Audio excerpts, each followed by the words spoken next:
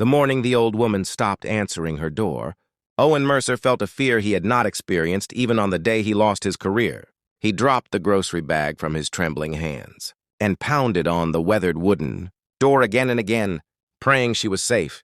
But when the door finally opened, it wasn't the gentle elderly neighbor smiling back at him. Standing there in an expensive Navy suit was the very man who had destroyed Owen's life. 6 months earlier, the CEO, who had fired him without giving him a chance to explain. In that single breathtaking moment, two completely different worlds collided, and neither man was prepared for what would happen next. Before we continue, if you believe that kindness is never wasted and that everyone deserves a second chance, please take a moment to like this video, leave a comment telling us where you're watching from, share this story with someone who needs hope today, and subscribe to Kindness Legacy. Your support helps us bring more heartwarming stories that remind the world compassion still exists. The bright spring sun stretched across the quiet streets of Maple Grove, painting everything in warm golden light as people hurried toward work. Children laughed on their way to school, and birds filled the peaceful neighborhood with cheerful songs. Owen Mercer had once been one of those busy professionals, rushing toward an office every morning. At 39 years old, he had spent nearly 15 years building a successful career as a logistics manager for one of the largest transportation companies in the state. Friends admired his honesty, co-workers respected his leadership, and customers trusted his word more than signed contracts. Yet all of that disappeared during a single corporate restructuring when executives decided profits mattered more than people. A shipment delay caused by another department was blamed on Owen, and before he could present the evidence proving his innocence, he was escorted out of the building with a cardboard box holding the remains of his career. The decision came directly from newly appointed CEO Victor Ashcombe, a man Owen had never even met. Losing his job was painful enough, but Owen's greatest concern had never been himself. It was his 8-year-old son, Noah. Ever since Noah's mother passed away from a sudden illness 4 years earlier, Owen had promised that no matter how difficult life became, his son would always feel safe, loved, and protected. They moved from a comfortable suburban house into a small rented home on Maple Grove Street, where every dollar had to be stretched carefully. Owen accepted temporary work delivering packages during the day, while spending evenings searching endlessly for permanent employment. Every rejection email chipped away at his confidence. Yet every morning he smiled for Noah, before packing his school lunch and walking him to the bus stop as though nothing in the world could ever break him. A retired elementary school teacher whose husband had died almost a decade earlier. Her only daughter lived across the country, visiting only once or twice each year because of work and family responsibilities. Eleanor refused to complain about loneliness, but the empty house echoed louder every season. Arthritis made grocery shopping difficult, climbing ladders impossible, and carrying heavy bags nearly unbearable. Most neighbors waved politely before returning to their busy lives, assuming someone else would help whenever she needed it. One warm afternoon, Owen noticed Eleanor struggling to drag a trash bin back toward her porch after collection day. Without thinking twice, he jogged across the street, smiled warmly, and rolled the heavy container to its place beside her garage. She thanked him with genuine gratitude that reminded him of his late mother's gentle kindness. Before leaving, he noticed a flickering porch light hanging loosely above the entrance. He quietly repaired it using tools he carried in his aging pickup truck, refusing to accept any payment despite Eleanor insisting she could spare a little money. Owen simply wished her a wonderful afternoon before walking home. That small act became the beginning of an unspoken routine. Every morning after dropping Noah at school and before beginning his delivery route, Owen stopped by Eleanor's home. Some days he brought fresh bread from a discount bakery. Other days he mowed her lawn, trimmed hedges, fixed squeaky doors, cleaned gutters, changed smoke detector batteries, or simply shared coffee while listening to stories from her decades spent teaching children who had long since become doctors, firefighters, parents, and grandparents themselves. Owen never viewed these visits as charity. They simply became part of his day, just like breathing. As weeks passed, Noah began joining his father whenever school was out. Eleanor taught him old card games, showed him how to grow tomatoes in the backyard garden, and encouraged him to read books she had carefully preserved from her teaching years. Noah, who still quietly missed having a grandmother nearby, found comfort in her gentle encouragement. Their laughter slowly filled the old house again, replacing silence with life. Meanwhile, Owen's own struggles continued growing heavier. Bills accumulated faster than temporary paychecks. His truck needed expensive repairs. Interview after interview ended, with polite smiles and promises that never became phone calls. Some employers hesitated after learning he had been dismissed from his previous position, never bothering to hear the full story. Despite exhaustion and disappointment, Owen never skipped a visit to Eleanor. In fact, helping someone else often reminded him that even when life felt unfair, he still had something valuable to offer the world. One afternoon, Eleanor quietly asked why a man with such patience and integrity wasn't working in. Owen hesitated before honestly explaining everything. He described years of loyal service, the false accusation, and the sudden termination ordered by a CEO who had never bothered to meet him. He admitted there were nights when fear kept him awake, wondering whether he was failing. Eleanor, listened without interrupting. Her eyes filled with quiet understanding rather than pity. Before Owen left that day, she squeezed his hand and softly reminded him that truth has an unusual way of finding daylight, even after the darkest nights. Unknown to Owen, Eleanor carried a secret she had never shared with anyone on the street. Every Friday afternoon, a well-dressed visitor arrived quietly, in a black sedan to check on her health and deliver medications. Neighbors assumed he was a financial advisor or distant relative. Eleanor never corrected them because she disliked discussing family connections. The visitor happened to be her nephew, Victor Ashcombe, the same CEO whose signature had ended Owen's career. Their relationship had always remained private because Victor preferred separating his business reputation from his personal life. Victor rarely stayed longer than 20 minutes.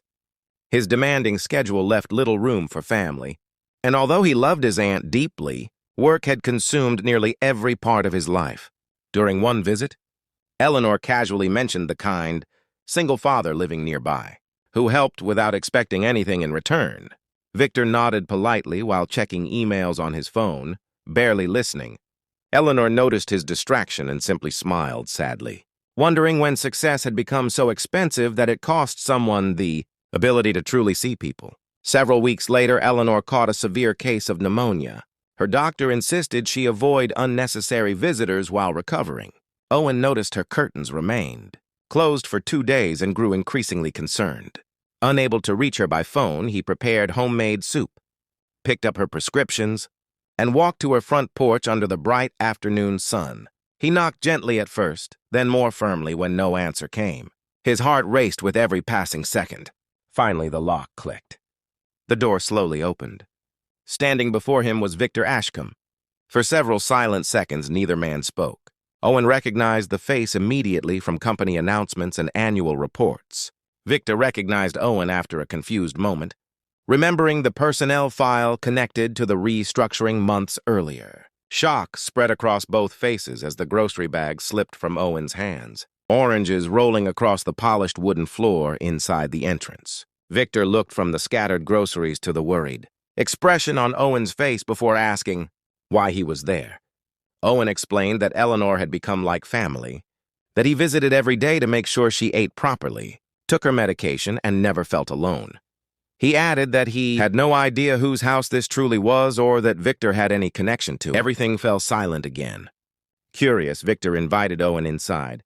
The home looked different than it usually did. Medical equipment stood beside Eleanor's favorite chair, and she rested peacefully beneath a blanket near the sunny living room window. When she noticed Owen, her tired face immediately brightened with relief.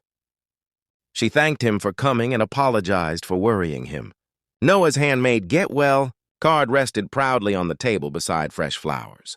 Owen had delivered the previous day. Victor quietly observed everything without speaking.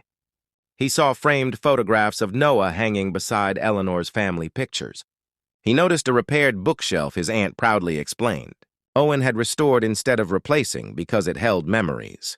He heard her describe how Owen never accepted payment, never missed a visit, and somehow always found time despite his own hardships. She also gently revealed that the man standing quietly beside the sofa had lost his job because someone in power failed to look beyond paperwork.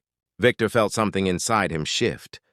That evening, after Owen returned home, Victor requested Owen's complete employment records from corporate headquarters. For the first time, he actually read every report instead of relying on summaries prepared by executives beneath him.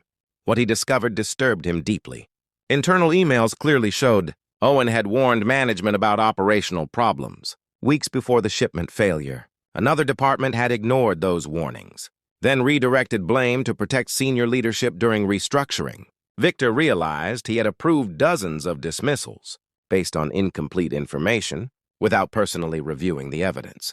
The following morning, sunlight streamed through Owen's kitchen window as he prepared Noah's breakfast before school. A luxury sedan quietly stopped outside the modest house. Victor stepped out carrying no assistants, no lawyers, and no public relations team. Only sincerity. He apologized. Not because it was good for business, not because anyone forced him, but because he finally understood the weight one careless decision could place upon an innocent family. Victor admitted he could never return the months Owen had lost, the sleepless nights, or the painful uncertainty Noah had endured. However, he could choose what happened next. He offered Owen his former position with full back pay, restored benefits, and a promotion leading a new ethics and employee accountability division designed to ensure no worker would again lose a career without a complete investigation. Owen remained silent for several moments. He had imagined confronting the CEO countless times. Yet now that the opportunity had arrived, anger no longer felt important. Watching Eleanor recover had reminded him that healing mattered far more than revenge. Owen accepted the opportunity, not. Months later, the company became known not only for efficiency but also for fairness. Employees felt heard. Managers became more accountable. Wrongful decisions dropped dramatically because every case required careful review. Eleanor recovered completely and often joked that her tiny front porch had accomplished what expensive leadership seminars never could. Noah flourished, knowing his father had remained kind even when life gave him every reason not to be. Victor visited his aunt more often, leaving his phone in the car and rediscovering conversations that truly mattered. Sometimes the four of them shared lunch together beneath the shade of Eleanor's old maple tree while neighborhood. Children played nearby in the warm afternoon sunshine. If this story has touched your heart in any way, please take a moment to like this video, share it with someone who still believes kindness can change lives. Subscribe to Acts That Matter, and leave a comment telling us about a person whose simple act of kindness made a lasting difference in your life. Before this story ends, we have one special request. Please comment with the words, "Kindness always finds its way." Your message may inspire someone who desperately needs hope today. Life rarely changes because of grand speeches or extraordinary wealth. More often, it changes because an ordinary person chooses to carry groceries for a lonely neighbor, repair a broken porch light, plant a garden with a child, or knock on a door simply because someone might need help. Owen Mercer never imagined that the path leading back to his future would begin with helping an elderly woman across the street. Yet every quiet act of compassion became a seed that eventually grew into justice, healing, forgiveness, and hope. In a world that often measures success by titles and salaries, his greatest achievement was proving that kindness never truly disappears. It travels quietly from one heart to another until one day it returns when it is needed most.